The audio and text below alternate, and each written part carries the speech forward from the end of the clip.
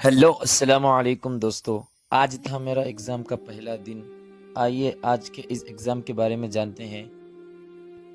तो आप मेरा एग्ज़ाम हॉल टिकट देख सकते हैं। तो आइए हम एग्ज़ाम हॉल की तरफ पहुंच चुके हैं।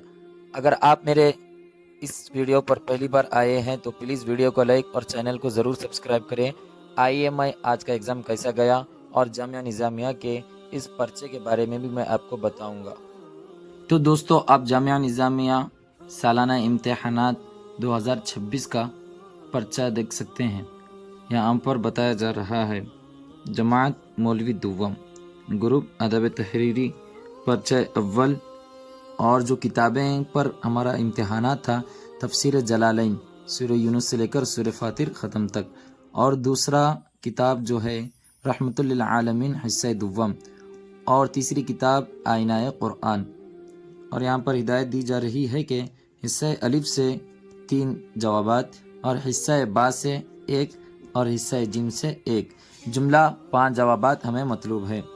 तो हम हिस्सा अलिफ से पहले सवाल का जवाब दे चुके हैं। तो ये आयत है ज़िक्र रहमत रब्बिका अब्दहु ज़करिया इज़ नादा रब्बहु निदाअन खफिया क़ाल रब्बि इन्नी वहनल अज़्मु मिन्नी वश्तअल अर्रासु शैबा। तो मोहतरम हाज़िरीन इकराम, ये आयत है पारे 16 सूरह मरियम काफ हा या आइन स्वाद के बाद की ये आयत है। तो आइए इसका तर्जुमा देखते हैं। ज़िक्र रहमत रब्बी का जिक्र किया जाता है रहमत का रब्बी का तुम्हारे रब की अब्दहु उसके बंदे ज़करिया अलैहिस्सलाम पर बयान किया जाता है। इद मुतालिक़न बिरहमतिन इद नादा रब्बहु उसके रहमत के मुतालिक जब उन्होंने अपने रब को निदा दी मुश्तमिलन अला दुआइन ऐसी निदा जो एक दुआ पर मुश्तमिल थी सिर्रन जोफ़ल्लैली लिअन्नहु अस्रअु लिइजाबती रात के दरमियानी वक्त क्योंकि वो कबूलियत के तेज़ी का वक्त होता है।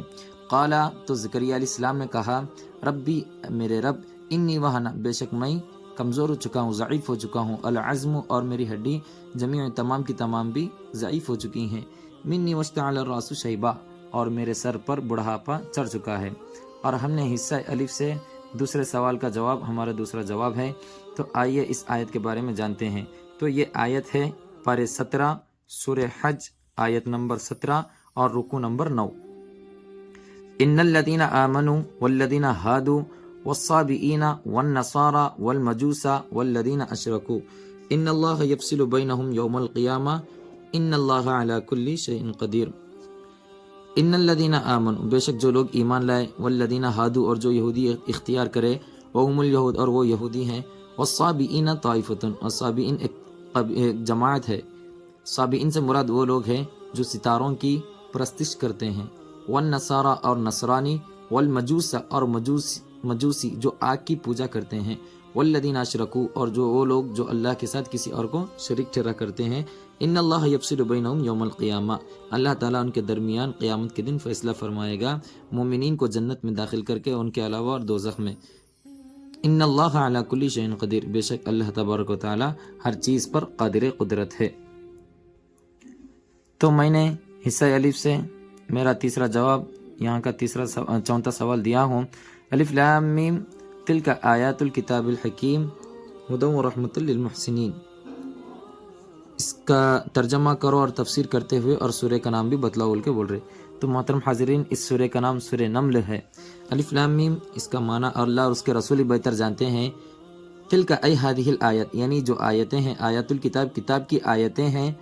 अल कुरान यानी कुरान की आयतें अल हकीम हिकमत वाली हैं।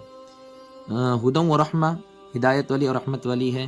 बिर्रफ़इ लिल मुहसिनीन मुहसिनीन के लिए हिदायत वाली। तो हमारे 3 सवालात के जवाबात मुकम्मल हो गए और हिस्सा बा से 1 और हिस्सा जिम से 1 जवाब देना है।